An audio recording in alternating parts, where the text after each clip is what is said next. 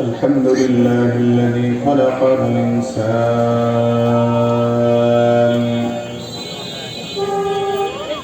وعلمه التبيان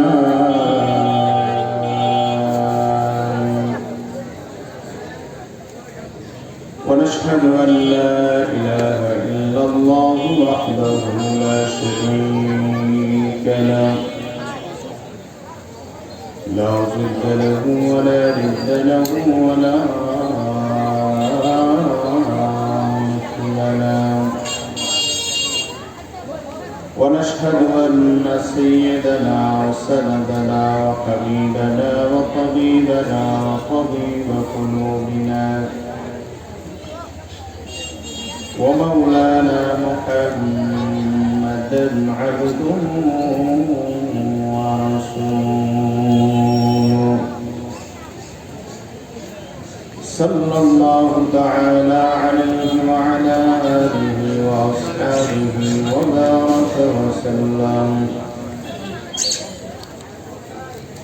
وبارك وسلم تسليما كثيرا كثيرا.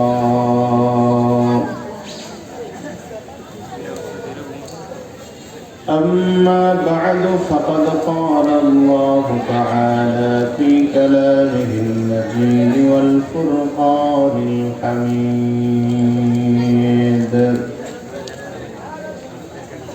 أعوذ بالله من الشيطان الرجيم. بسم الله الرحمن الرحيم.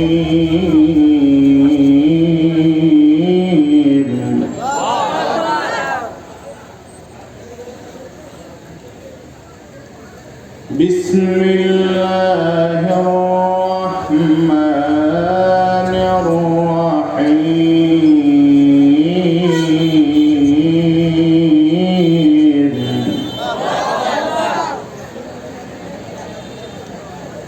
إنا نحن نزلنا الذكر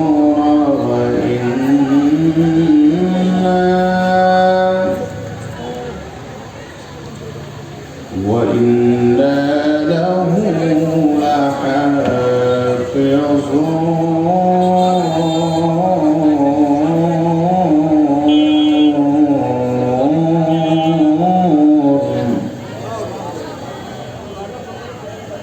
عن عبد الله بن عمرو رضي الله تعالى عنه قال سيدنا رسول الله صلى الله عليه وسلم: القرآن والصيام يشفان للعبد. يقول القرآن: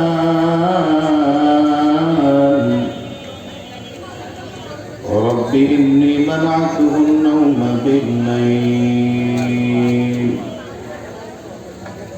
فشفعني فيه. ويقول الصيام: رب إني منعته الطعام والشهوة بالنهار فشفعني فيه. فيشفعان.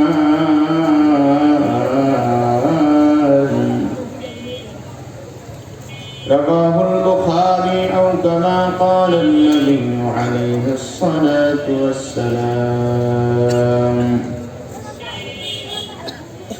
صدق الله العلي العظيم وصدق رسوله النبي الكريم.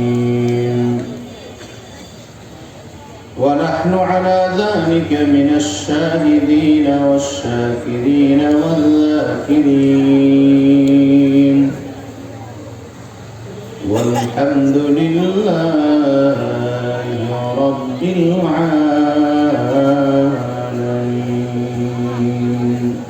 محبت الشهادة সবাই নবীজির প্রতি দুরূদ শরীফ পাঠ করুন। اللهم صل على محمد وعلى آل محمد كما صليت على إبراهيم وعلى آل إبراهيم إنك حميد مجيد اللهم بارك على محمد وعلى آل محمد كما باركت على إبراهيم وعلى آل إبراهيم إنك حميد مجيد محبة قرن بلغ العلا بكماله كشف الدجى بجماله حسنت جميع خصاله صلوا عليه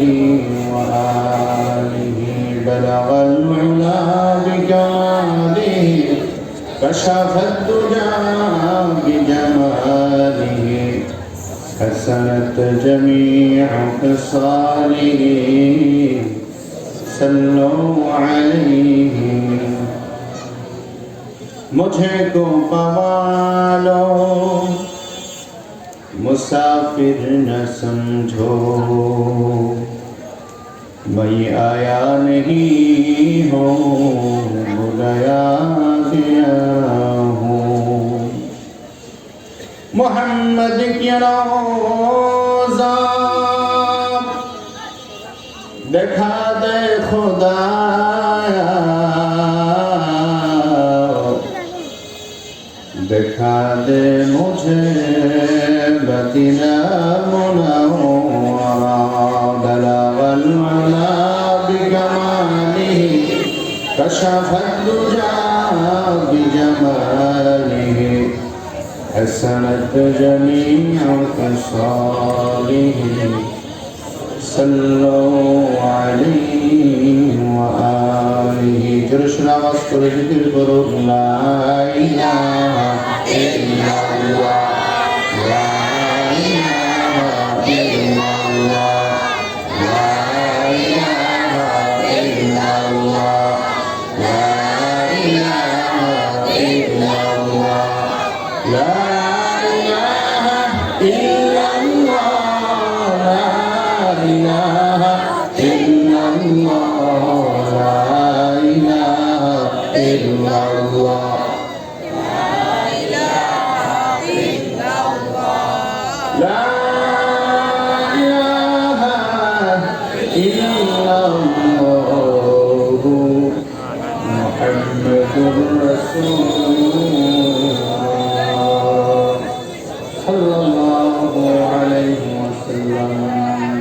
আলহামদুলিল্লাহ কারি সাইদ জামিয়া আরবি এতিমখানা কমপ্লেক্স তথা ঐতিহ্যবাহী বরাট মাদ্রাসার 17তম দস্তারবন্দি উপলক্ষে আয়োজিত বাৎসরিক ওয়াজদার মাহফিলের সুনামধন্য সম্মানিত সভাপতি বিশিষ্ট সমাজসেবক বিশিষ্ট দাতা জনাব আলহাজ মোহাম্মদ আব্দুল করিম সরকার সাহেব সম্মানিত সাবেক জেলা রেজিস্ট্রার সভাপতি উত্তর মাদ্রাসা আজকের মাহফিলে আমন্ত্রিত প্রধান মেহমান জননন্দিত মুফাসসিরে কুরআন উস্তাদুল উলামা মুফতি আমজাদ হোসেন সাহেব দামাত বারাকাতুহুম আমন্ত্রিত মেহমান হযরত মাওলানা মুফতি জুবাইর আহমদ সাহেব দামাত বারাকাতুহুম আমন্ত্রিত মেহমান হযরত মাওলানা মুফতি আমদাদুল্লাহ হাশিমি সাহেব হযরত মাওলানা হাফেজ সুফিয়ান সিরাজি সাহেব হযরত মাওলানা তাজুল ইসলাম সাহেব উপস্থিত আছেন অত্র মাদ্রাসার সুনামধন্য সম্মানিত মোহতামিম সাহেব মাদ্রাসা পরিচালনা কমিটির সম্মানিত সদস্যবৃন্দ অত্র এলাকার আশপাশ থেকে বিভিন্ন জায়গা থেকে আগত ইসলাম প্রিয় কোরআন প্রিয় আল্লাহ প্রেমিক রাসূল প্রেমিক তৌহিদি মুসলমান ভাইয়েরা সম্মুখীন সমবেত প্রিয় যুবক ও তরুণ বন্ধুরা পর্দার আড়ালে অবস্থানরত আবেদা সালেহা শ্রদ্ধা সম্মানিত মা ও বোনেরা মহান আল্লাহ সুবহানাহু ওয়া তাআলার শাহে দরবারে শুকরগুজার করছি যে মহান মনিব অত্যন্ত দয়া করে মায়া করে মহব্বত করে ভালোবেসে হাজার লাখ মানুষ থেকে যাচাই বাছাই করে দুনিয়ার সকল প্রকার গুনাহের পরিবেশ থেকে মুক্ত রেখে আজকের এমন একটি সুন্দর বরকতপূর্ণ পরিবেশে তথা জান্নাতের বাগানে আসার বসার তৌফিক দিয়েছেন। আমরা ইচ্ছে করে আসতে পারি নাই, বসতে পারি না, আসার বসার তৌফিক আমাদেরকে কে দিয়েছেন? আল্লাহ। মুসলমানের কণ্ঠে আওয়াজটা বাড়িয়ে দিয়ে আরেকবার চিৎকার করে বলুন, কে দিয়েছেন? এজন্য সুমহান মনিবের দরবারে, মাহবুবের দরবারে হৃদয়ের সবটুকু আবেগ, ভালোবাসা, অনুভূতি উজাড় করে শরীরের সমস্ত শক্তিকে একত্রিত করে আকাশ বাতাস মুখরিত করে এমন ভাবে কালিমাতুশ শুকর আদায় করি যেন আমাদের শুকরিয়ার আওয়াজ জমিন থেকে আল্লাহ পাকের আরশ আজিম পর্যন্ত পৌঁছে যায়। শরীরের সব শক্তি গলায় নিয়ে চিৎকার করে সকলে পড়ি আলহামদুলিল্লাহ। লক্ষ কোটি দুরূদ ও সালাম আল্লাহর সৃষ্টির প্রধান আকর্ষণ, বিশ্ব সভার সভাপতি, বিশ্ব মানবতার মহান মুক্তির দিশারি, বিশ্ব মানবতার মহান শিক্ষক, ইমামুল আম্বিয়া, সাইয়্যিদুল আম্বিয়া, হাবিবুল কিবরিয়া, আশরাফুল আম্বিয়া, নবিয়ুল মুরসালিন, খাতামুন নবিয়্যিন, রাহমাতুল লিল আলামিন, নবীদের নবী, সর্বশ্রেষ্ঠ নবী, বিশ্ব জগতের নবী জনাবে মুহাম্মদুর রাসূলুল্লাহ সাল্লাল্লাহু আলাইহি ওয়াসাল্লাম। মহতারাম বন্ধুগণ, পবিত্র কোরআনে পাকের 114টি সূরার মধ্যে হতে সিরিয়াল নম্বর হিসেবে 15 নম্বর সূরা সূরাতুল হিজরের 9 নম্বর আয়াতে কারিমা আপনাদের সামনে তেলাওয়াত করেছি। রাসূল পাক সাল্লাল্লাহু আলাইহি ওয়াসাল্লামের পবিত্র জবান থেকে বর্ণিত একটু হাদিস আপনাদের খেদমতে পেশ করেছি। কথা বলার মতো শক্তি, আইন, যোগ্য ইস্তেদাদ আমার নেই। মহান মনিব আল্লাহ পাকের কাছে তৌফিক চাই, আপনাদের সকলের কাছে আন্তরিকপূর্ণ দোয়া চাই। রব্বুল আলামিন যেন দয়া করে, মেহেরবানি করে আমাদের বাস্তব জীবনের প্রয়োজনে হেদায়েতের উদ্দেশ্যে ইখলাসের সাথে গুরুত্বপূর্ণ প্রয়োজনীয় কিছু কথা স্বল্প সময়ের মাঝে তার গোলামের জবান দিয়ে বের করে দেন। সকলে বলুন আমিন। কোরআনের মাহফিল যারা কষ্ট করে আয়োজন করেছেন, এলাকাবাসী, মাদ্রাসা কর্তৃপক্ষ যাদের উদ্যোগে আজকের সুন্দর তাফসীরুল কোরআন মাহফিল, ওয়াজ মাহফিলের আয়োজন হলো, আপনারা যারা কোরআনে কারীমের আলোচনা শোনার জন্য সালাতুল মাগরিবের পরেই কোরআনের প্যান্ডেলে জান্নাতি পরিবেশে বসে পড়লেন, অন্তরস্থল থেকে সকলকে আন্তরিক মোবারক শুভেচ্ছা জ্ঞাপন করছি। আল্লাহ পাকের দরবারে দোয়া করছি আল্লাহ যেন আজকের এই মাহফিল কুশলা করে আয়োজক, বক্তা, শ্রোতা আমাদের সকলকে জান্নাতুল ফেরদাউসের মেহমান হিসেবে কবুল করেন। আল্লাহ যেন আজকের এই মাহফিল কুশলা করে মাদ্রাসা যারা প্রতিষ্ঠা করেছেন, মসজিদ যারা প্রতিষ্ঠা করেছেন, অত্যন্ত দামি জায়গা যারা দিয়েছেন এবং যাদের উদ্যোগে মাদ্রাসা আল্লাহ তাআলা এই পর্যন্ত টিকিয়ে রেখেছেন, তাদের মধ্যে যারা কবরবাসী হয়ে গেছেন, আল্লাহ যেন সকলের কবরের আযাবকে মাফ করে দেন। এবং যারা বেঁচে আছেন, বিশেষ করে আজকের মাহফিলের সম্মানিত সভাপতি সাহেব সহ সেক্রেটারি, কোষাধ্যক্ষ, কমিটির সম্মানিত সদস্যবৃন্দ, উলামায়ে কেরাম, আপনারা যারা কোরআনের মাহফিলকে ভালোবেসে, মাদ্রাসাকে ভালোবেসে হাজির হয়েছেন, আল্লাহর কাছে দোয়া করি আল্লাহ যেন আমাদের সকলের দুনিয়া আখিরাতকে সুন্দর করে দেন। বলুন আমিন। কোরআনের মাহফিল হলে দুনিয়াবাসীদের জন্য লাভ হয়, কবরবাসীদের জন্য লাভ হয়। জানতে চাই, কোরআনের মাহফিলে আসতে পেরে, বসতে পেরে খুশি না বেজার? যদি খুশি হয়ে থাকেন আওয়াজ করে বলুন তো একবার আল্লাহু আকবার। এই এলাকাটা খুব জনবহুল এলাকা, আশেপাশে অনেক আল্লাহর বান্দারা ঘোরাফেরা করছে, দোকানপাটে আড্ডায় লিপ্ত আছে। আমি আশা করব আল্লাহ পাক তৌফিক দিলে আপনারা যদি আওয়াজ সঠিকভাবে দেন, রাস্তাঘাটে দোকানপাটের মানুষগুলি অল্প সময় কোরআনের প্যান্ডেলে শরীক হতে পারবে, কোরআনের প্যান্ডেলে আসতে পারবে। আশা করি অল্প সময়ের মাঝে ইনশাআল্লাহ কোরআনের প্যান্ডেলটি ভরপুর হয়ে যাবে। আল্লাহ যদি ওদেরকে আসার তৌফিক দেয়, ওরা কোরআনের প্যান্ডেলে আসুক, এটা আমরা চাই কি চাই না? তাহলে আরেকবার আওয়াজ করে বলুন আল্লাহু আকবার। আরো জোরে সমস্যারে আওয়াজ করে বলি আল্লাহু আকবার। আল্লাহ তুমি আমাদের কণ্ঠকে ইসলামের জন্য, দ্বীনের জন্য কবুল করো। এই জমিনে যতদিন বেঁচে থাকবেন ততদিন কোরআনের পক্ষে কথা বলতে হবে। আর একটু আওয়াজ করে বলেন, এই জমিনে যতদিন বেঁচে থাকবো মোরা ততদিন কোরআনের পক্ষে কথা বলবো মোরা, ঠিক কিনা? এই জমিনে যতদিন থাকবো ততদিন আল্লাহর পক্ষে, সালাতের পক্ষে, আখিরাতের পক্ষে আমাদেরকে কথা বলতেই হবে। যদিও পৃথিবীতে কিছু কণ্ঠ বাজে ইসলামের বিরুদ্ধে, কোরআনের বিরুদ্ধে, মুসলমানদের বিরুদ্ধে, আমার বন্ধুগণ ওই কণ্ঠগুলো একদিন নিস্তেজ হয়ে যাবে, ওদের কণ্ঠের আওয়াজ দমিয়ে যাবে। কোরআনওয়ালার কণ্ঠ কোনোদিন দমন হবে না, কারণ এই কণ্ঠ আজীবন বাঁচতেই থাকবে, ঠিক কিনা? কোরআনওয়ালা যদি দুনিয়া থেকে বিদায় হয়ে যায়, তারপরে কোরআনওয়ালার ইজ্জতে, কোরআনওয়ালার চেষ্টা প্রচেষ্টায় যে সকল বাগান তৈরি হয়, কোরআনের বাগান, হাদিসের বাগান, ওয়াজ মাহফিলের মাধ্যমে যে সকল মানুষ হেদায়েত পায়, জান্নাতি হয়, তার একটা ফসল, তার একটি সওয়াবের অংশ ওই ওয়াইজের ওই কোরআনওয়ালার আমলনামায় পৌঁছতেই থাকে। এজন্য কোরআনের বাগানকে জান্নাতের বাগান বলা হয়েছে। কেন বলা হয়েছে? বলতে পারেন হুজুর, জান্নাতের বাগানে এরকম তো চাটাইয়ের ব্যবস্থা থাকবে না, জান্নাতি এত কম দামি চাটাই থাকবে নাকি? এটা জান্নাতের বাগান হয় কেমন করে? এজন্য উলামায়ে কেরাম বলেছেন, রাসূল সাল্লাল্লাহু আলাইহি সাল্লামের সেই হাদিসকে প্রেক্ষাপট করে উলামায়ে কেরাম বলেন, জান্নাতের বাগান এই জন্য, দুনিয়াতে আপনি যদি কোথাও যেতে চান, আগে স্টেশনে দাঁড়াতে হয়, স্টেশনে পৌঁছতে হয়। স্টেশনের গাড়ি যদি আপনাকে কুমিল্লা ডাকে, আপনি সেই গাড়িতে উঠে কুমিল্লা আসেন, সেই গাড়িতে উঠে চট্টগ্রাম যান, সিলেটে যান। সিলেটের গাড়িতে উঠলে যেমন সিলেটে যাবেন, চট্টগ্রামের গাড়িতে উঠলে চট্টগ্রাম যাবেন।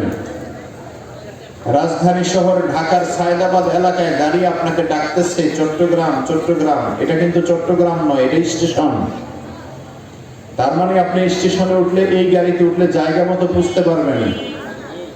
তেমনি ভাবে কোরআনের বাগান, জান্নাতের বাগান, এগুলি জান্নাতের স্টেশন। এই জান্নাতের স্টেশনে যারা বসবে আর কোরআনের কথা যারা অনুসরণ করবে, তারা অবশ্যই আল্লাহর জান্নাতে পৌঁছে যাবে। সুবহানাল্লাহ। আল্লাহ রাব্বুল আলামিনের জন্য কোরআনে বলেছেন, ও পৃথিবীর মানুষেরা, ও পৃথিবীর ইমানদারেরা,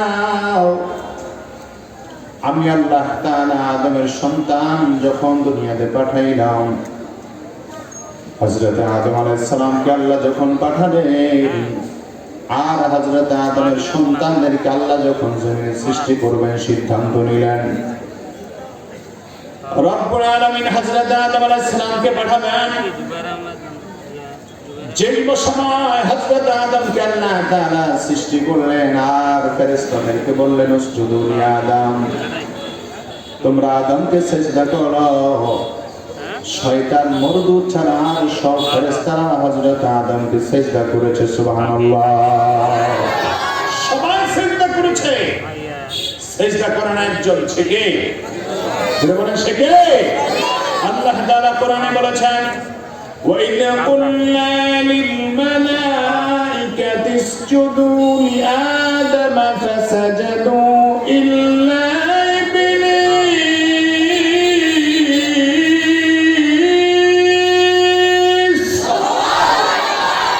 أَبَى وَاسْتَكْبَرَ وَكَانَ مِنَ الْكَافِرِينَ।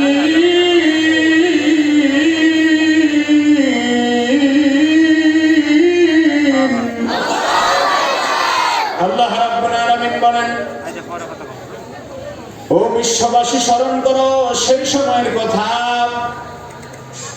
ওয়াইদ কুল্লা লিল মালাইকাতি ইসজুদু লিআদম, যখন ফেরেশতাদেরকে বললাম তোমরা আদমকে সিজদা করো, আদমকে সিজদা করো। সবাই সিজদা করলো, কিন্তু ইবলিস সিজদা করে নাই। আল্লাহ বলেন, কেন করে নাই? সে আবা ওয়াস্তাকবারা, অহংকারী করেছে এবং সীমা লঙ্ঘন করেছে। আমার বন্ধু, অহংকার করাও আল্লাহ পছন্দ করেন না, সীমা লঙ্ঘন করাও আল্লাহ পছন্দ করে না। অহংকার করেছে শয়তান, অহংকার করেছে ইবলিস। সে অহংকারের কারণে তার সমস্ত ইবাদত বিনষ্ট হয়ে গেল। সে বলল, আল্লাহ খালাকতানি মিন নারিন ওয়া খালাকতাহু মিন তিন, আমাকে আপনি আগুন থেকে বানালেন আর আদমকে আপনি মাটি থেকে বানালেন। সুতরাং আমার পাওয়ার হলো উপরের দিকে, আমি কেন নিচের দিকে যাব? এই জন্য অহংকার করার স্বভাব হলো জিন জাতি, আর মনুষ্য জাতির স্বভাব হলো বন্ধু যত নিচু থাকা যায়। আর আল্লাহর নবী হাদিসে পাকে বলেছেন, মান তাওয়াযা লিল্লাহি রাফাহুল্লাহ, যারা আল্লাহর জন্য বিনয়ী হয়ে যায় আল্লাহ তাদেরকে উঁচু করে দেয়। সুবহানাল্লাহ।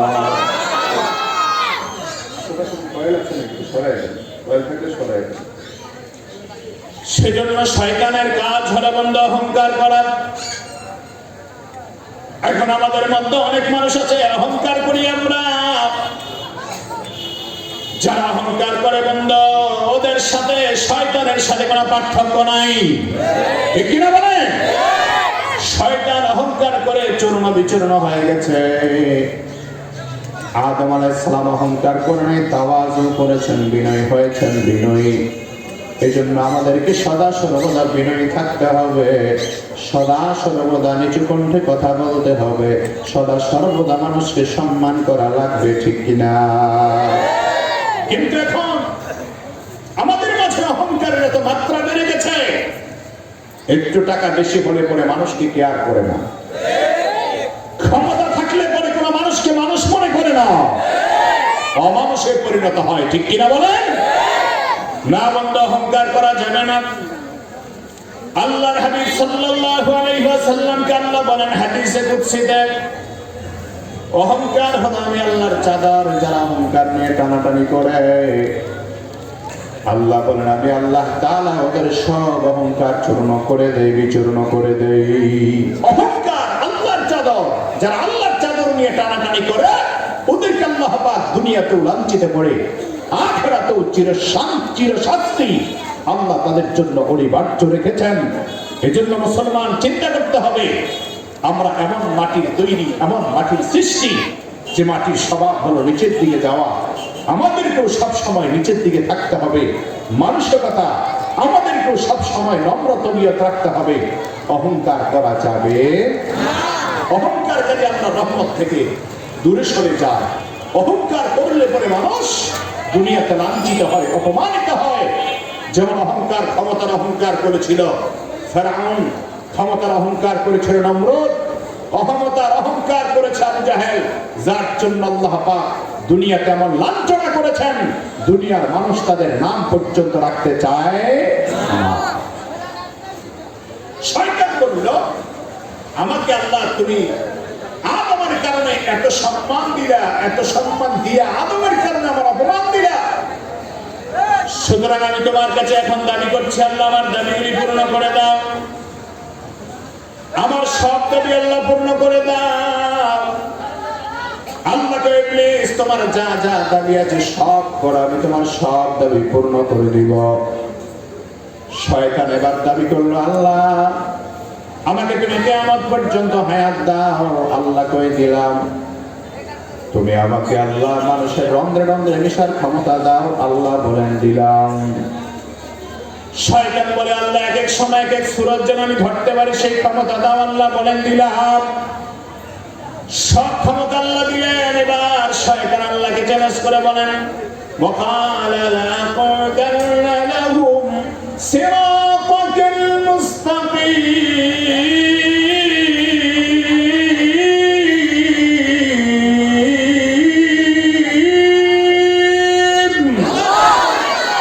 শয়তান ডাক দিয়ে বলল, আল্লাহ ক্বালা লাকুদান্না লাহুম সিরাতাকাল মুস্তাকিম। আয় আল্লাহ, আমাকে তুমি আমার সব চাহিদা পূরণ করে দিলা, আমি কিন্তু তোমার বান্দা একটাকেও জান্নাতে যাওয়ার সুযোগ দিব না। তাদের সিরাতে মুস্তাকিমের পথে আমি বসে বসে তাদেরকে পথভ্রষ্ট করব। আল্লাহ তাআলা তখন তিনটা কসম করে বলেছেন, বিইজ্জতি ওয়া জালালি ওয়া ইরতিফাই মাকানি। ও শয়তান, তুমি আমার আদমের সন্তানদেরকে আমার বনি আদমদেরকে জাহান্নামে পাঠাইলে একটাকেও জান্নাতে যাওয়ার সুযোগ দিবা না। আল্লাহ বলেন আমি আল্লাহ তোমার সাথে চ্যালেঞ্জ করে বললাম, আমার ইজ্জতের কসম, জালালিয়াতের কসম, আমার ক্ষমতার কসম, সমস্ত কসম করে আল্লাহ বলে আমার বান্দা গুনাহ করার পরেও তোমার প্ররোচনায় পড়ে, গুনাহ করার পরে যখন আমার দরবারে ফিরে আসবে, আমি আল্লাহকে আল্লাহ বলে ডাক দিবে, আমি আল্লাহ তার জীবনের সব গুনাহ ক্ষমা করে দিব। আর দুনিয়াতে শয়তান যেন মানুষকে ধোঁকা দিতে না পারে, এই জন্য আল্লাহ তাআলা দুনিয়ার জমিনে দুইটা পয়গাম দিয়ে পাঠাইলেন। সব মানুষদেরকে আল্লাহ তাআলা দুটি পয়গাম দিলেন। একদিকে আল্লাহ তাআলা কিতাবুল্লাহ পাঠালেন, আর অপরদিকে আল্লাহ তাআলা রিজালুল্লাহ পাঠালেন। আল্লাহর পক্ষ থেকে আল্লাহ নবী পাঠালেন, রাসূল পাঠালেন। আল্লাহর পক্ষ থেকে আল্লাহ তাআলা কিতাব পাঠিয়ে দিলেন। আল্লাহ তাআলা দুনিয়ার মানুষদেরকে বলেছেন, ও দুনিয়ার মানুষেরা, আমার পক্ষ থেকে কিতাব পাঠাইলাম, আমার পক্ষ থেকে জান্নাতি কিতাব পাঠাইলাম, আসমানি কিতাব পাঠাইলাম, আমার পক্ষ থেকে নবী রাসূল নির্বাচিত করে দিলাম। যারা নবীদের পথে চলবে, যারা নির্বাচিত কিতাবের পথে চলবে, আমি আল্লাহ অবশ্যই তাদেরকে জান্নাতি বানায় দিব। সুবহানাল্লাহ। মাইকম্যান কি আছে ভাই? এই মাইকম্যান, আল্লাহ রাব্বুল আলামিন বলেন, قد جاءكم من الله نور وكتاب مبين।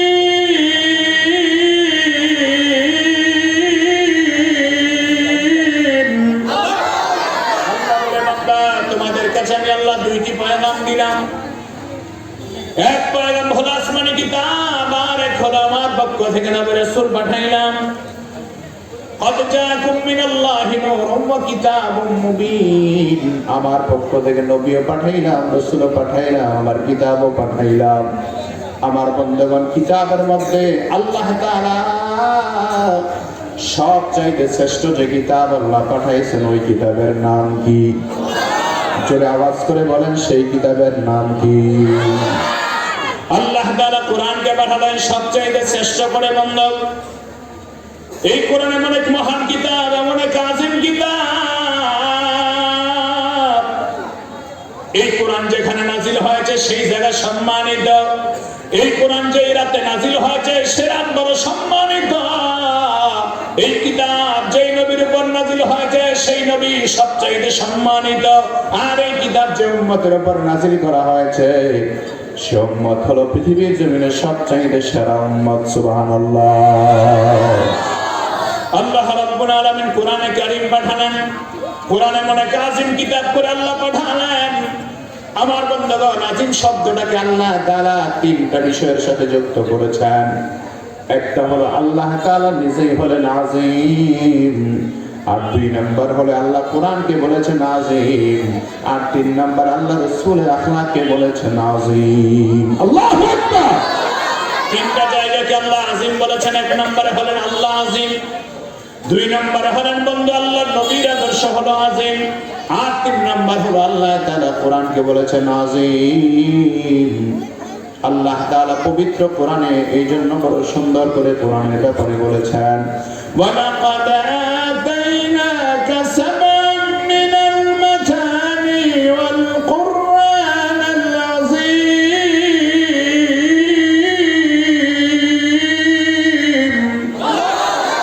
আল্লাহ বলেন, হে নবী, আপনাকে আমি আল্লাহ সূরা ফাতিহা দিলাম, আবার কোরআনে আযীম আপনাকে দিলাম। ও আমার বন্ধু, কোরআন এমন সম্মানিত, এমন মর্যাদাবান, আল্লাহর কোরআনের সামনে যারা বসে তারাও হয়ে যায় সম্মানিত, মর্যাদাবান। ও বন্ধু, কোরআন এমন এক আযীম কিতাব, এমন এক আযীম কিতাব, কোরআনের মতো শ্রেষ্ঠ কিতাব পৃথিবীর জমিনে আর কোনো কিতাব নেই। কিয়ামত পর্যন্ত কোরআনের মতো সম্মানিত কিতাব আর আসবে না। ওই কোরআন এমন মহান কিতাব, যে কোরআনের তেলাওয়াত শোনার জন্য মক্কার আবু জাহেল, আবু লাহাব রাতের পর রাত খানায় কাবার পাশে দাঁড়ায় থাকতো। আল্লাহর হাবিবের পবিত্র জবান থেকে কোরআনের তেলাওয়াত শোনার জন্য ও মুসলমান, এখন দুঃখ রাখার জায়গা নাই।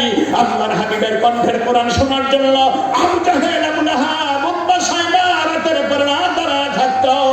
আর এখন বাংলাদেশে মুসলমান নামধারী এমন কিছু মুনাফিক পাওয়া যায়, কোরআনের আলোচনা শুনলে পরে তাদের মেজাজ বিগড়ে যায়, ঠিক কিনা? আমার বন্ধুগণের জন্য কোরআন দুনিয়াতে থাকুক আমরা চাই কি চাই না? চাই, হাত তুলে দেখা। আল্লাহু আকবার, নারে তাকবীর, আল্লাহু আকবার। কোরআন সুন্নাহর আলো ঘরে ঘরে জালো, ঘরে ঘরে জালো। কোরআন সুন্নাহর আলো, ইয়াসির আহমদ ফারুক সাহেবের আগমন, শুভেচ্ছা স্বাগতম, শুভেচ্ছা স্বাগতম। নারে তাকবীর,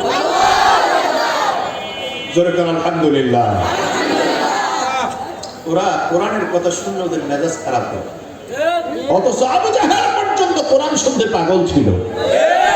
ফেরাউন, আবু লাহাব, উতবা, সায়বা ওদের মতো নিকৃষ্ট কাফের পৃথিবীতে আর আছে? কিন্তু ওরা আল্লাহর নবীর কণ্ঠের কোরআন শোনার জন্য পাগল পারা ছিল। রহমতের নবীর উপরে যখন আল্লাহ কোরআন পাঠায় দেয়, আল্লাহর হাবিব খানায় কাবায় দাঁড়িয়ে দাঁড়িয়ে রাতের বেলা নামাজে কোরআন পড়তেন। রহমতের নবী যখন কোরআন পড়তেন, আবু জাহেল, আবু লাহাব ওরা এসে দাঁড়ায় দাঁড়ায় কোরআন শুনতো। সিদ্ধান্ত হলো আমরাই যদি মুহাম্মাদের কোরআন শুনতে যাই, মক্কার জমিনে আর কোনো মানুষ বাদ থাকবে না। শেষ পর্যন্ত সিদ্ধান্ত নিয়ে দেখা গেল ওরা সিদ্ধান্ত নিল আগামীকালকে থেকে আর কেউ যাবে না। কিন্তু সিদ্ধান্ত নিছে আবু জাহেল। আবু জাহেল নিজেই ঠিক থাকতে পারে নাই, রাত্র গভীরে নিজেই কোরআন শোনার জন্য চলে গেছে। আল্লাহু আকবার। আসার পথে একটা সাথে আরেকটা দেখা, কই তুই কে রে? আমি লিডার আবু জাহেল। কই গেছিলেন লিডার? যাই না কোনোখানে। আরে বলেন না কই গেছিলেন? আপনি যেই পথের প্রতীক, আমরা তো সেই একই পথের প্রতীক। আল্লাহু আকবার। কই তুমি কে? আমি আবু লাহাব। তুমি কে? আমি উতবা। তুমি কে? আমি সায়বা। তুমি কে? বলে আমি ওয়ালিদ ইবনে মুগীরা। বলে সিদ্ধান্ত নিয়েছিলাম তোমরা কোরআন শুনতে যাবে না, কোরআনের কথা বলবা না, কোরআনের পক্ষের গান শোনা যাবে না, কোরআনের গান শোনা যাবে না, কোরআনের আলোচনা শোনা যাবে না। কিন্তু তোমরাই পাগল পারা হয়ে গেছো, ব্যাপারটা বুঝলাম না।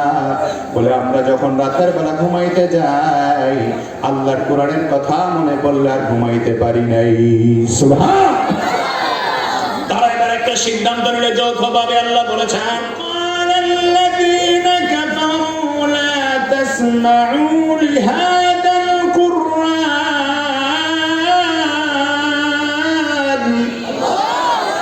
والغوا فيه لعلكم تغلبون।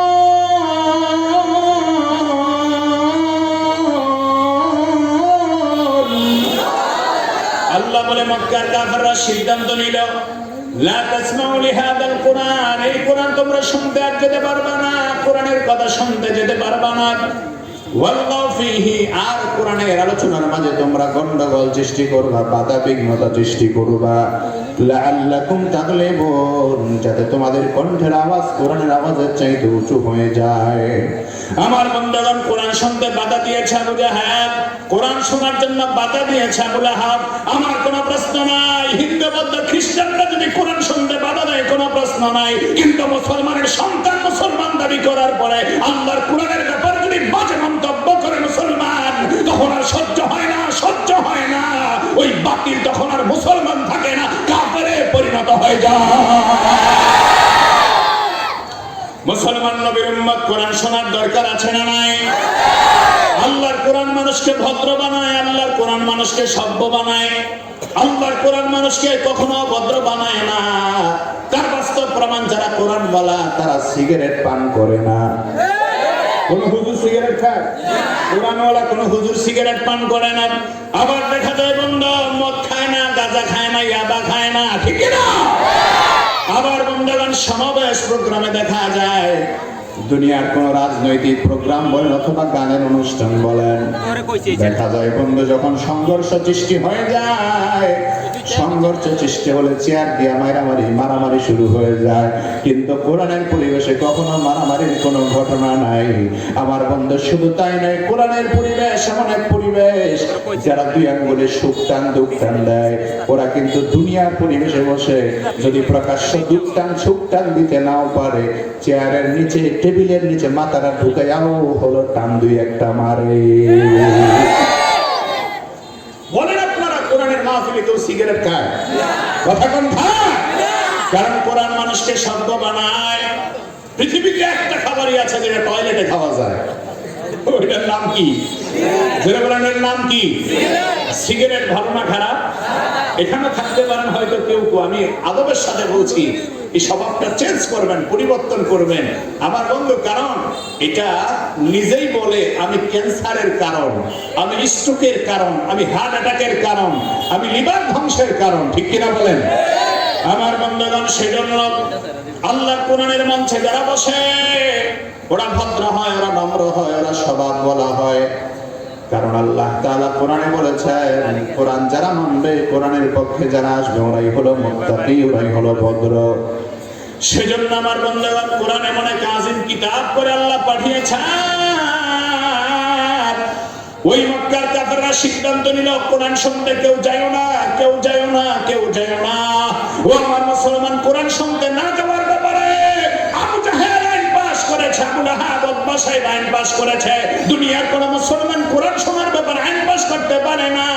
বরং বন্ধু, কোরআনের হক কথা যদি আমার মতের পক্ষে না আসে, পছন্দ না হয়, আল্লাহর দরবারে তওবা করে খাঁটি মুসলমান হওয়া দরকার, ঠিক কিনা? যেমন আমাদের মধ্যে কোরআনের ব্যাপারে সুদের কথা আছে না নাই? এখন যারা সুদ খায় না তারা তো আলহামদুলিল্লাহ আল্লাহর কোরআনের কথা অনুযায়ী তারা চলে, কিন্তু যারা সুদ খায় তাদের কাছে সুদের ওয়াজটা ভালো লাগে না। যারা ঘুষ খায় দেখা যায় ওদের কাছে ঘুষের ওয়াজটা কখনো ভালো লাগে না। বরং সুদখোর যদি মসজিদ ইমাম সাহেবের সুদের বিরুদ্ধে আলোচনা শুনে বড় বড় চোখ করে তাকায়, কথা কোন ঠিক কিনা? আবার দেখা যায় ঘুষখোর ঘুষের বিরুদ্ধে ওয়াজ শুনলে পরে ইমাম সাহেবের চাকরি লয়ে টান মারে। আমাদের দেশে আলেম ওলামা ইমাম সাহেবরা অনেক অসহায়, কারণ এদেশে মুসলমানের দেশে ইমামদেরকে সব ক্ষেত্রে নেতৃত্ব দেওয়ার দরকার ছিল। তার ক্ষেত্রে আমাদের কিছু দুর্বলতা আছে, কারণ আমাদের মধ্যে গুতাগুতি অনেক বেশি আছে, দ্বন্দ্ব অনেক বেশি আছে। না হয় বাংলাদেশের টুপি আমার যদি এক হয়ে যেত, কোন শত্রুর ঘুষখোর আমাদের মাতবরি করতে পারতো না। আমাদের মধ্যে গুতাগুতি শেষ নাই, ধাক্কা ধাক্কি শেষ নাই। একজন আরেকজনকে কেমনে নিচে নামাবে, একজন আরেকজনকে কেমনে ঘায়েল করবে। অথচ বন্ধু, আমাদের কোরআন একটা, ইসলাম একটা, আল্লাহ নবীর আদর্শ আমাদের জন্য একটা, সিরাত হলো একটা, মুসলমান হবে একদল বিশ্ব নবীর উম্মত, ঠিক কিনা বলেন? এখন এই যে সমাজের এই ব্যবস্থাপনা আমরা আলেম ওলামারা যারাই বলছি, বলে হুজুর এই পরিবেশ কেন হলো, তারও একটি জবাব আছে। কিয়ামতের আগে ফেরকা হবে 73টা। কয়টা? রাসূল বলেন ইন্না বানি ইসরাঈল তাফাররাকাত আলা 72 মিল্লা। বনি ইসরাঈল জাতি 72 দলে বিভক্ত হয়েছে। ওয়া সাতাফতারিকু উম্মতি আলা 73 মিল্লা। আমার উম্মত হবে 73 দলে বিভক্ত। কুল্লুহুম ফিন-নার ইল্লা মিল্লাতান ওয়াহিদা ওয়া হিয়া আহলুস সুন্নাতি ওয়াল জামাআহ। সব দল জাহান্নামী হবে, একটা দল জান্নাতি হবে, সেই দলের নাম হলো আহলুস সুন্নাতি ওয়াল জামাআহ। আহলুস সুন্নাতি ওয়াল জামাআহ। এখন আহলুস সুন্নাতি ওয়াল জামাআহর উলামায়ে কেরাম যারা আছি, আমরাও যদি ঐক্যবদ্ধ হয়ে আন্দোলন শুরু করে দেই, তাহলে এদেশে আলেমদের বিরুদ্ধে কোনো বেঈমান কথা বলার সাহস পেত না। দুই একজন টাকলা এদেশে মুসলমানদের উপর আঙ্গুল তুলে কথা বলার সাহস পেত না। আওয়াজ করে বলো মুসলমান, ঠিক কিনা? আমি বলি ওরে পাগলা কুকুরে কামড় দিছে, ওর কারণে গোটা দেশের মানুষ আজকে লজ্জিত, মুসলমানরা লজ্জিত, সরকার লজ্জিত। ওরে থামানো দরকার, ভালো করে ওরে ভ্যাকসিন দেওয়া দরকার, ঠিক কিনা বলো মুসলমান? ইসলামের পক্ষে থাকতে রাজি আছেন না ভাই? হাত তুলে দেখা। নারায়ে তাকবীর। ইসলামের পক্ষে যারাই থাকবে আমরা তাদেরকে সাধুবাদ জানাই। গতকালকে আমাদের জামিয়া মাদানিয়া যাত্রাবাড়ি মাদ্রাসা একটি জোর হয়েছে, আপনারা জানেন তো, ওলামায়ে কেরামদের একটি সম্মেলন হয়েছে। সে সম্মেলনে একটি কথা আমার কানে বেজেছে। আল্লামা মাহমুদুল হাসান দামাত বারাকাতুহু বলেছেন, এই দেশের নেতাদেরকে সুন্নতওয়ালা বানাও, তাহলে গোটা দেশ সুন্নতওয়ালা হয়ে যাবে। মাদ্রাসাওয়ালারা আমরা ক্ষমতায় যেতে চাই না, বরং তোমাদেরকে আমরা আমাদের মতো বানাইতে চাই। আর আমাদের মতো হলে গোটা দেশ, গোটা সমাজ সুন্দর হয়ে যাবে, ঠিক কিনা বলেন? আমাদেরকে শত্রু মনে করে কোনো লাভ আছে? আমরা তো কারোর হক নষ্ট করতে চাই না, কাউকে পিছনে দূরে ঠেলতে চাই না। আমরা চাই বন্ধু আপনি যেই দল করেন আপনি কোরআনের পথে আসেন, কোরআনের বিপক্ষে কথা বলবেন না। আর যদিও বলেন তাহলে আপনাকে সতর্ক করছি, সিগন্যাল নাম্বার 1 দিচ্ছি, সিগন্যাল নাম্বার 2 দিচ্ছি, সিগন্যাল নাম্বার 3 দিয়েছি। তারপর যদি সোজা না হয় এদেশের তাওহীদ জনতা জুতা দিয়ে সোজা করতে জানে। আবার বন্ধুগণ, সেজন্য আল্লাহ তাআলা কোরআনে কারীম পাঠালেন। এখন যদি কোরআনের ওয়াজ আপনার কাছে ভালো না লাগে বন্ধু, কোরআনের কথা ভালো না লাগে, হাদিসের কথা ভালো না লাগে, তাহলে বুঝতে হবে আপনার ইমানের মধ্যে দুর্বলতা আছে। আপনাকে তওবা করে খাঁটি মুসলমান হওয়া দরকার, ঠিক কিনা? এখন দেখেন, সুদের কথা ওয়াজ শুনলে ভালো না লাগলে বুঝতে হবে আপনার ইমান দুর্বল। এখনো তওবা করে খাঁটি মুসলমান হওয়া দরকার, ঠিক কিনা বলেন?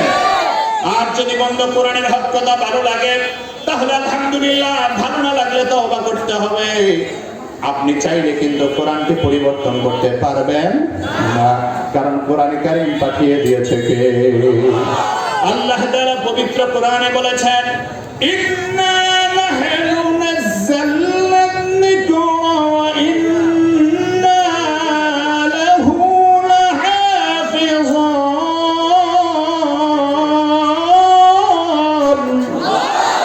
আল্লাহ বলেন, ও পৃথিবীর মানুষেরা, ইন্না নাহনু নাযালনা যিকরা, আমি আল্লাহ জিকির নাযিল করেছি। জিকির কি নাযিল করছেন? কথা বলেন, কি নাযিল করছেন? আল্লাহ বলেন, আমি আল্লাহ জিকির নাযিল করেছি। ওয়া ইন্না লাহু লাহাফিজুন, আর জিকিরকে আমি আল্লাহ হেফাজত করব, আমি আল্লাহ সংরক্ষণ করব। আমার বন্ধুগণ, খুব ভালো করে বুঝেন, মুফাসসিরিনে কেরাম জিকিরের ব্যাখ্যা করেছেন 5টা। কয়টা? 1 নম্বর ব্যাখ্যা করেছেন জিকিরের, জিকির মানে হলো আল্লাহকে স্মরণ করা। কাকে স্মরণ করা? আল্লাহ বলেছেন, ফাযকুরুনি আযকুরুকুম ওয়াশকুরুলি ওয়ালা তাকফুরুন।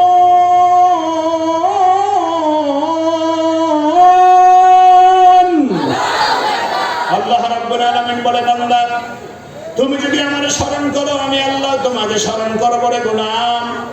ও বান্দা, তুমি যদি দুনিয়ার ভালো মজলিসে আমারে স্মরণ করো আমি আল্লাহ কিন্তু ফেরেশতাদের ভরা মজলিসে তোমারে স্মরণ করব। আল্লাহ কয়, বান্দা তোমারে ঘুম দিলাম আমি আল্লাহ ঘুমাই না, তোমারে খাবার দিলাম আমি আল্লাহ খাই না, তোমারে পানি দিলাম আমি আল্লাহ পানি পান করি না। ও বান্দা, তোমার দুনিয়ার স্ত্রী দিলাম, সন্তান দিলাম, আমি আল্লাহর কিছুই নাই, কিছুই নাই রে গোলাম। ও বান্দা, দুনিয়ার সব নাজ নেয়ামত আমি আল্লাহ তোমার জন্য দিলাম, কিন্তু একটা জিনিস তোমার কাছে আমি চাই, সেটা হলো বান্দা নীরবে যখনই সময় পাও তখনই আমি আল্লাহর একটু স্মরণ করো রে বান্দা। কারণ নীরবে একান্তে আমি আল্লাহর যদি স্মরণ করে বললাম, আমি আল্লাহ ওয়াদা করেছি, ফাযকুরুনি আযকুরুকুম, বান্দা তুমি যদি আমার স্মরণ করো আমি আল্লাহ তোমার স্মরণ করব। এই জন্য জিকিরের একটা অর্থ হলো আল্লাহকে স্মরণ করা। সুবহানাল্লাহ বলা মানে আল্লাহকে স্মরণ করা, আলহামদুলিল্লাহ বলা মানে আল্লাহকে স্মরণ করা, আল্লাহু আকবার বলা মানে আল্লাহকে স্মরণ করা। আল্লাহ তাআলা কোরআনে বলেছেন, আমারে কেমনে স্মরণ করবা? ওয়াজকুর রাব্বাকা ফি নাফসিকা তাদাররুআন ওয়া খীফা, সবচাইতে উত্তম পদ্ধতি হলো আল্লাহকে গোপনে গোপনে স্মরণ করা, আল্লাহর ভয় নিয়ে স্মরণ করা, চোখের পানি ছেড়ে ছেড়ে স্মরণ করা। এখন তো বন্ধু জিকিরের নামেও ফাইজলামি বাংলাদেশে আছে না নাই? আল্লাহর নামের সাথে বেয়াদবি করেন। ও আমার বন্ধুগণ, জিকিরের নামে কোন রকম কোন ঠোটকাবাজি, কোন রকম কোন ফাইজলামি বরদাস্ত করা যেতে পারে না, ঠিক না? আল্লাহর জিকির হবে আল্লাহর পবিত্র নামে। ও বন্ধু, আল্লাহর জিকিরের নামে লাফালাফি এগুলি কি আল্লাহ করতে বলছে নাকি? কথা বলেন, বলছে? যত রকম বাবা আছে সব বাবার নামে জিকির চলছে, আল্লাহর জিকির বাদ দিয়ে বাবার নামে জিকির চলছে। এইভাবে জিকির নয়, জিকির করতে হবে আল্লাহর পবিত্র নাম নিয়ে। ও আমার বন্ধুগণ, এর জন্য জিকিরের 1 নম্বর অর্থ হলো আল্লাহকে স্মরণ করা, 2 নম্বর অর্থ হলো জিকিরের নামাজ। আমরা বন্ধু নামাজ পড়ি কার স্মরণে? আল্লাহ যখন আমাদেরকে ডাক দেয় হাইয়া আলাস সালাহ বলিয়াও, তখন আমরা নামাজে যাই একমাত্র একজনের স্মরণে, তিনি কে?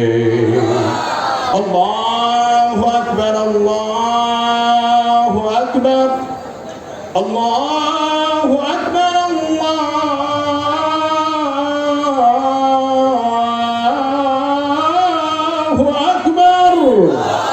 এভাবে যখন আজান হয় মুয়াজ্জিন আজান দেয় কার বরত্বের কথা বলে? আরো জোরে বলেন কার?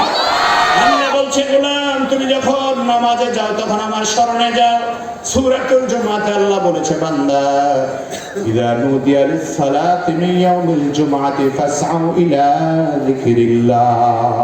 যখন জুমার নামাজের আজান হয়ে যায় তখন কাজকর্ম বন্ধ করে দাও, বেচাকেনা বন্ধ করে দাও, সব কিছু বন্ধ করে বন্ধ তুমি নামাজের জন্য যাও, নামাজের জন্য যাও। এই জন্য জিকিরের 2 নম্বর অর্থ করেছেন নামাজ পড়া, জিকিরের 2 নম্বর অর্থ হলো নামাজ পড়া, 3 নম্বর জিকিরের অর্থ করেছেন নসিহত করা। আমার বন্ধু আল্লাহ বলেছেন হে নবী ফাযাক্কির বিল কুরআন, আপনি কোরআন দ্বারা মানুষকে নসিহত করুন। অন্য জায়গায় আল্লাহ বলেছেন ওয়াযাক্কির ফাইন্না যিকরা তানফাউল মুমিনিন, আপনি কোরআন দিয়ে নসিহত করুন, নসিহত করতেই থাকুন। নসিহতের মধ্যে কিছু না কিছু ফায়দা অবশ্যই আছে। 4 নম্বর ব্যাখ্যা করেছেন আল্লাহ বলেছেন ওয়ারাফা'না লাকা যিকরাক, সম্মান মর্যাদার কথা আল্লাহ বলেছেন।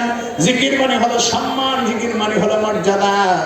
আল্লাহ বলেছেন হে নবী আপনার মর্যাদাকে আমি আল্লাহ অনেক অনেক উঁচা করে দিলাম।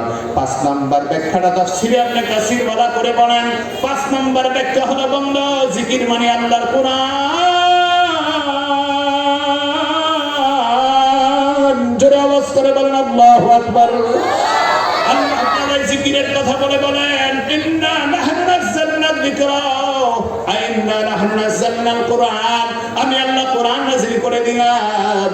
ওয়া ইন্না লাহু লাহাফিজুন, আর কোরআনকে আমি আল্লাহই সংরক্ষণ করব। এখন বন্ধু দুনিয়াতে কোরআন নাযিল হলো 550 বছর হয় 1500 বছর হয়ে গেল। এই 1500 বছরের ভিতরে কত ধরনের টাকলা টুকরা কত বাদাই মারা এসেছিল, ঠিক কি না? এই সব বাদাইমা সব জ্ঞানী গুণী পণ্ডিতেরা আল্লাহর কোরআনের কোনো ভুল ধরতে পারছে তো? জোরে বলেন পেরেছে? কিয়ামত পর্যন্ত কেউ পারবে? জোরে বলেন পারবে? কেন পারবে না? কারণ কোরআন কে নাযিল করেছে? দুনিয়াতে একটা মাত্র কিতাব, যে কিতাবে কোনো ভুল নাই, যে কিতাবে কোনো সংশয় নাই, ওই কিতাবের নাম হলো পবিত্র কোরআন। আল্লাহ বলেন সে কোরআন আমি আল্লাহ পাঠাইলাম, কোরআন আমি আল্লাহই হেফাজত করব। এই কোরআন আল্লাহ কেমন করে হেফাজত করেন বন্ধু? এই কোরআনের হেফাজত আল্লাহ কেমন করে করেন, সংরক্ষণ কেমনে আল্লাহ করেন? দুই একটা দৃষ্টান্ত দিলে বুঝবেন। পৃথিবীর যত বড় বড় পণ্ডিতরা আছে বন্ধু আল্লাহর কোরআনের কথা শোনার পরে ওরা আর ঠিক থাকতে পারে না, মুসলমান হয়ে যেতে হয়েছে। ও আমার বন্ধু পৃথিবীর নাম করা বিজ্ঞানী ডক্টর এলিসান আল্লাহর কোরআন নিয়ে গবেষণা করে মুসলমান হয়েছে। পৃথিবীর আরেক নাম করা বিজ্ঞানী ডক্টর মরিস বুকাইলি এখন পৃথিবীতে নাম করা বিজ্ঞানের বই আবিষ্কার করেছে। বিজ্ঞান এবং কোরআন নামে একটা বই আবিষ্কার করেছে, সমাদৃত আছে গোটা বাংলাদেশে, বিভিন্ন লাইব্রেরিতে পাওয়া যায়, বিভিন্ন ভাষায় তার অনুবাদ গ্রন্থ ব্যাখ্যা গ্রন্থ বের হয়েছে। ওই কোরআন এবং বিজ্ঞান নামক বইয়ের ভিতরে ডক্টর মরিস বুকাইলি লিখেছেন আর বলেছেন আমি পৃথিবীর প্রত্যেকটা ধর্ম নিয়ে গবেষণা করে দেখলাম একমাত্র কোরআন হলো সত্য, কোরআন হলো সত্য, কোরআন হলো সত্য। আল্লাহু আকবার। আল্লাহর কোরআন কত সত্য বন্ধু। আল্লাহর কোরআন যদি সত্য না হতো তাহলে পৃথিবীর নাম করা বিজ্ঞানীরা মুসলমান হতো না, দার্শনিকেরা মুসলমান হতো না, কবি সাহিত্যিকেরা মুসলমান হতো না। ও আমার বন্ধু ভারতের জমিনে 19 শতাব্দীর শেষ দিকে এসে একজন মহাপণ্ডিত মুসলমান হয়েছিল যার নাম হলো বন্ধু ডক্টর শিবশক্তি মহারাজ। হিন্দুদের সবচাইতে প্রধান ধর্মগুরু ছিলেন ভারতের জমিনে ওই শিবশক্তি মহারাজ। এত বড় ধর্ম পণ্ডিত ছিলেন, হিন্দুদের এত বড় ঠাকুর ছিলেন তিনি। ভারতের প্রধানমন্ত্রী হওয়ার পর সর্বপ্রথম সাক্ষাৎ চাই গুরু ঠাকুরের সাথে করার জন্য লোকেরা চলে আসে। সবাই যখন সাক্ষাৎ করার জন্য চলে আসে বন্ধু অবাক মানে তার পায়ে পড়ে যায়, তার কদম বুঝি করে বন্ধু, তার পা সালাম করে, তার পায়ের মধ্যে চুমা খায়। ওই শিবশক্তি মহারাজ পৃথিবীর একটা দুইটা ধর্ম নয় আমার বন্ধুগণ 10টা ধর্মের উপরে পিএইচডি ডিগ্রি অর্জন করেছেন। পিএইচডি ডিগ্রি মানে একটা ধর্মের শুরু থেকে শেষ পর্যন্ত যা পাওয়া যায় সমস্ত বিধান সম্পর্কে জেনেছেন ডক্টর শিবশক্তি মহারাজ।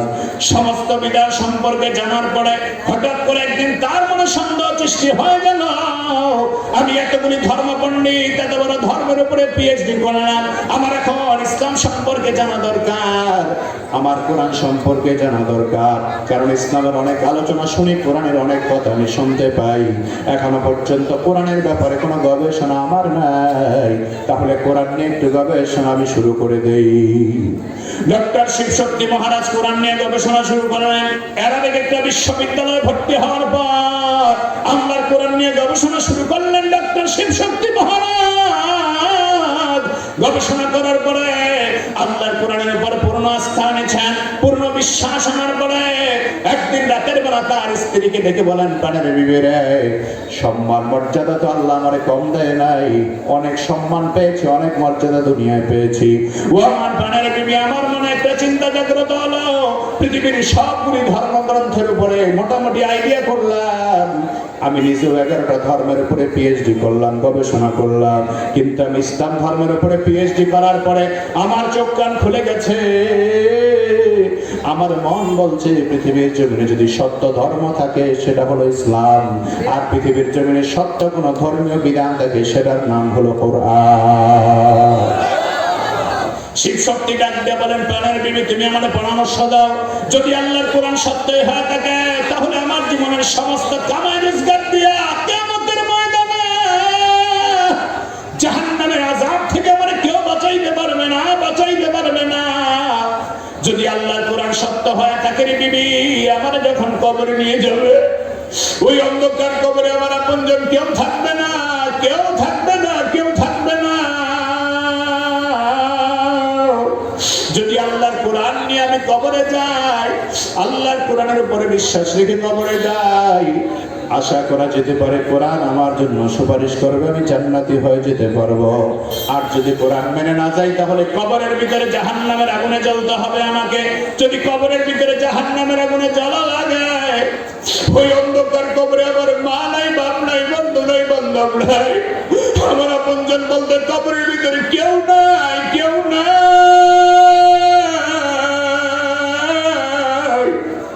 ওই অন্ধকার কবরে যদি আমি যাই, আর আমি আল্লাহকে বিশ্বাস না করে কবরে যাই, কোরআনকে বিশ্বাস না করে কবরে যাই, ওই কবরে আল্লাহ তাআলা কোরআনে আল্লাহ জাহান্নামের আযাবের কথা বলেছেন।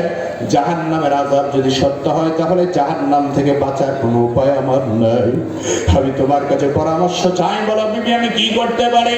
স্ত্রী ডাকতে বলেন, প্রাণের স্বামী আপনি একজন ধর্মগুরু মহাপণ্ডিত, আপনি যদি মুসলমান হয়ে যান আমার কোনো আপত্তি নাই, ইসলামুল হক আমার বন্ধু, তার পরবর্তী নাম। ওই শিবশক্তি মহারাজ চিন্তায় বিমগ্ন হয়ে গেলেন, বিভোর হয়ে গেলেন, কেমন করে আমি ইসলাম ধর্ম গ্রহণ করব? গোপনে গোপনে ইমামের কাছে গিয়ে বলেন, ইমাম সাহেব আমি মুসলমান হতে চাই, আমার কালিমা পড়া। ইমাম সাহেব এটা ভারত হিন্দুদের দেশ, হিন্দুরা এখানে বসবাস করছে, সুতরাং আমি যদি আপনারা মুসলমান বানায় দেয় আমার উপর স্টিমরোলার চলবে, রাজনৈতিক ভাবে আমার উপর অত্যাচার চলবে, আমি আপনারে মুসলমান বানাতে পারবো না, আপনি অন্য চেষ্টা করেন। আমার বন্ধু আদালতে যাবেন কি যাবেন না চিন্তায় পড়ে গেলেন। আমার বন্ধু রাতের বেলা ঘুরে ঘুরে মানুষের কাছে শিবশক্তি মহারাজ যায়, মানুষের কাছে যাইয়া কেমনে মুসলমান হওয়া যায় চিন্তা ভাবনা শুরু করে দিলেন, কিন্তু কেউ মুসলমান বানাইতে রাজি হয় না, কেউ মুসলমান বানাইতে রাজি হয় না। হিন্দুদের প্রধান ধর্মগুরু ধর্ম ঠাকুরকে যদি মুসলমান বানায় দেয়, যে মুসলমান বানাবে তার বিরুদ্ধে হয়তো কোনো অ্যাকশন শুরু হয়ে যাবে, এই জন্য কেউ মুসলমান বানাইতে চায় না।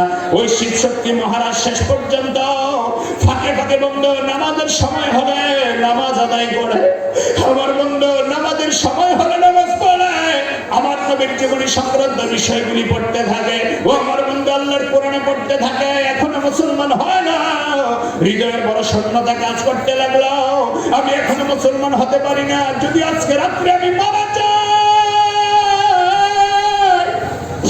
আর যদি আমি মুসলমান হয়ে কবরে না যাই, আমার জন্য জাহান্নামের আগুন অপেক্ষা করছে, জাহান্নামের সাত দিচ্ছে আমার জন্য অপেক্ষা করছে। ওই শিবশক্তি মহারাজ রাতের বেলা চিন্তা করে করে ঘুমায় গেলেন। ঘুমের মাঝে স্বপ্নে দেখতে পান সাদা পোশাকধারী সুন্দর চেহারার একজন মানুষ শিবশক্তি মহারাজের সামনে হাজির হয়ে গেলেন। শিবশক্তি মহারাজকে ডাক দিয়ে বলে, শিবশক্তি মহারাজ তুমি চিন্তায় পড়ে আছো, মুসলমান হওয়ার জন্য দাঁড়ে দাঁড়ে ঘুরো, কিন্তু মুসলমান হতে পারো নাই। কিন্তু তুমি ইসলামের প্রতি এত দুর্বল, মাঝে মাঝে নামাজ আদায় করো, মাঝে মাঝে নবীর প্রতি দুরূদ শরীফ পাঠ করো। আমি নবী আর রওজা মুবারকে থাকতে পারি নাই, আমি নবী তোমার সাথে দেখা করার জন্য রওজা মুবারক থেকে চলে এসেছি। আমি আর কেউ নয়, আমি আর কেউ নয়, আমি গুনাহগার উম্মতের কান্ডারি বিশ্ব জগতের শ্রেষ্ঠ নবী মুহাম্মদুর রাসূলুল্লাহ। আমার বন্ধুগণ, শিবশক্তি মহারাজকে বললেন তুমি হাত দাও। শিবশক্তি মহারাজ হাত দিলেন, রসুলের হাতের সাথে হাত লাগাইলেন, পয়গম্বরের হাতের সাথে হাতটা লাগাও। শিবশক্তি মহারাজকে রসুল কালিমা পড়ায় দিলেন, মুসলমান বানায় দিলেন। আমার বন্ধু রসুলের হাতের পরশ লেগেছে। আমার বন্ধু তখন রসুল তার নাম নির্বাচন করে দিয়েছে, তোমার নাম হবে ইসলামুল হক। আমার বন্ধুগণ, শিবশক্তি মহারাজের ঘুম ভেঙে গেল। এইভাবে ঘুম ভাঙার পরে তাকায় দেখে তার স্ত্রীও থরথর করে কাঁপতে আরম্ভ করছে। স্ত্রীকে ডাকতে বলে, প্রাণের বিবি গো, থরথর করে কাঁপতেছো, ব্যাপারটা বুঝতে পারলাম না। স্ত্রী ডাক দিয়ে বলে, প্রাণের স্বামী, আমিও স্বপ্নে দেখেছি পয়গম্বর আরবি বিশ্বজগতের শ্রেষ্ঠ নবী রাতের বেলা আমার সাথেও সাক্ষাৎ দিয়েছেন, আমাকেও তিনি কালিমা পড়িয়ে গেছেন। আল্লাহু আকবার। স্বামী আর স্ত্রী মুসলমান হয়ে গেল। আমার বন্ধুগণ, এবার আর চিন্তা ভাবনা সব দূর হয়ে গেল। এইবার তিনি একটা কোডের মধ্যে গিয়ে ইসলামের এফিডেভিট কাগজটা সংগ্রহ করলেন। ভারত জুড়ে তার বিরুদ্ধে আন্দোলন শুরু হয়ে গেল। হিন্দুদের ধর্মের নিম্নমুখ খাইয়া এখন ইসলামুল হক কালিমা পড়েছে, মুসলমান হয়ে গেছে। যেই মাত্র তার বিরুদ্ধে কথাবার্তা শুরু হয়ে গেল বন্ধু, তিনি রাতের অন্ধকারে হিজরত শুরু করলেন ভারতের জমিন থেকে। ওই ভারতের জমিন থেকে হিজরত করে প্রথমে মক্কাতুল মুকাররমায় গেলেন। আল্লাহর পবিত্র ঘর বাইতুল্লাহর গিলাফ করে কান্দে বলে, মালিক,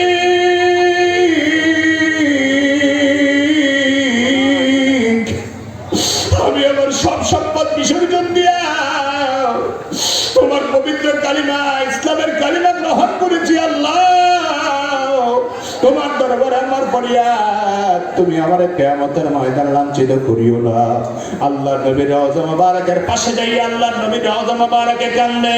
ও আমার বন্ধুগণ, সারাটা জীবন ইসলামের খেদমতে কাটা দিলেন, তারপরও বাতিলের সাথে মাথা নত করেন নাই, আপোষ করেন নাই। আমার বন্ধু ইসলামুল হক কালিমা পড়লেন, মুসলমান হলেন। এটা পৃথিবীর মানুষের জন্য একটা উজ্জ্বল দৃষ্টান্ত রয়ে গেল, ঠিক কিনা? কোরআন যদি মিথ্যা হতো তাহলে এত বড় ধর্ম পণ্ডিত মুসলমান হতো না, ঠিক না? ইসলাম যদি মিথ্যা হতো তাহলে ধর্ম পণ্ডিতরা মুসলমান হতেন না। তাহলে বোঝা যায় ইসলাম সর্বসত্য। ইসলামে আল্লাহ যা বলেছেন তা সত্য, কোরআনে আল্লাহ যা বলেছেন তা সত্য। ওই কোরআন দিয়ে যদি আমার সমাজ চলে, রাষ্ট্র চলে, গোটা বিশ্ব চলে, তাহলে পৃথিবীর জমিনে একজন মানুষ পাওয়া যাবে না খাবার আমাকে কান্দে থাকবে, নির্যাতনের কারণে কান্দে থাকবে, জুলুমের কারণে কান্দে থাকবে। জুলুম, নির্যাতন, নিপীড়ন, শোষণ সব বন্ধ হয়ে যাবে আল্লাহর কোরআন যদি গোটা বিশ্বময় চালু হয়ে যায়, ঠিক কিনা?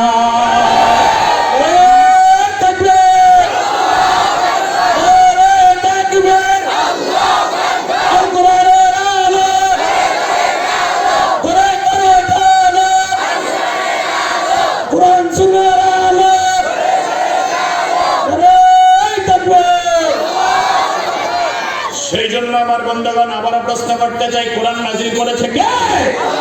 আরো যেটা আওয়াজ করে বলেন, কে?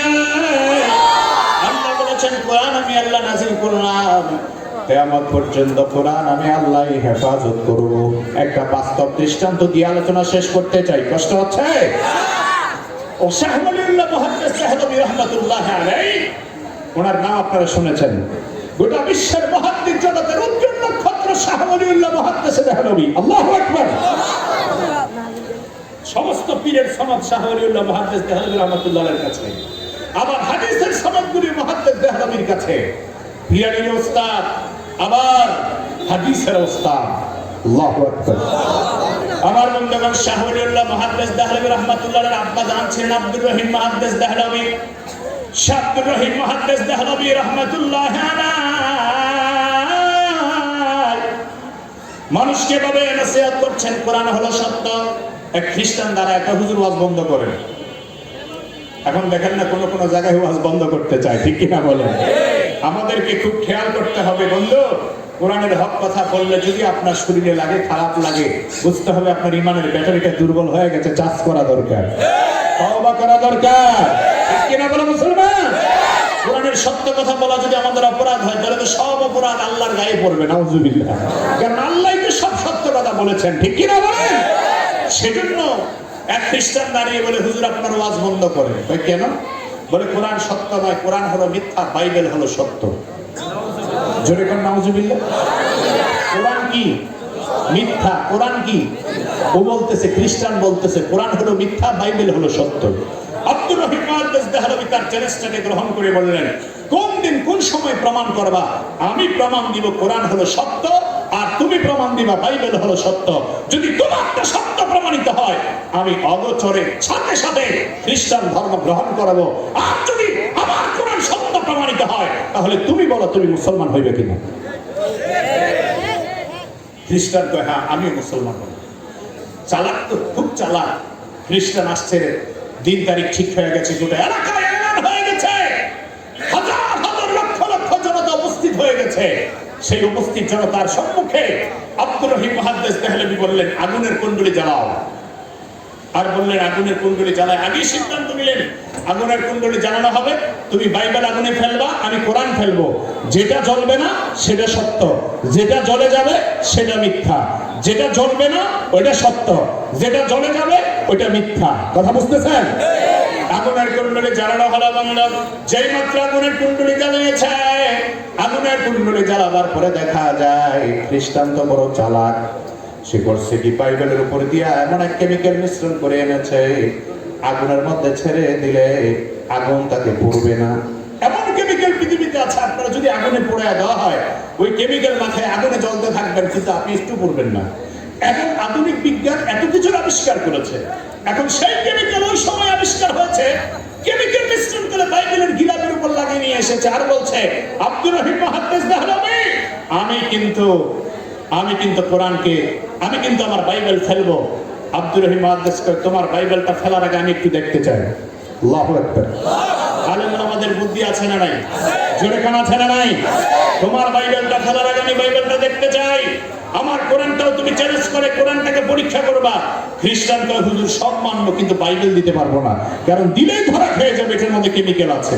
হুজুর কয়, না দেখতেই হবে। কয়, না দেখা যাবে না। কয়, তাহলে তুমি আমার কোরআন দেখো। কয়, না আমি কোরআনও দেখবো না, আমার বাইবেলও দিব না। হুজুর তখন তৎক্ষণাৎ বুদ্ধি খাটাইয়া বললেন, ও আল্লাহর বান্দা খ্রিস্টান, যদি তোমার বাইবেল সত্য হয়ে থাকে, বাইবেলকে বুকের সাথে টাইট করে বাঁধো, আমি কোরআন বুকের সাথে টাইট করে বাঁধবো। তুমি বাইবেল নিয়ে আগুনে ঝাঁপ দিবে, আমি কোরআন নিয়ে ঝাঁপ দিব। যে আগুনে পড়বে তারটা মিথ্যা, যে আগুনে পড়বে না তারটা সত্য। খ্রিস্টান কয়, হুজুর এটা তো সম্ভব না, এটা তো সম্ভব না, কারণ আমি জানি বাইবেল সত্য নয়, কোরআন হলো সত্য, আর কোরআন বলা কোনোদিন আগুনে পড়তে পারে। খ্রিস্টান কালিমা পড়েছে, মুসলমান হয়ে গেছে। জোরে করে আল্লাহু আকবার। এই কোরআন নাজিল করেছে কে?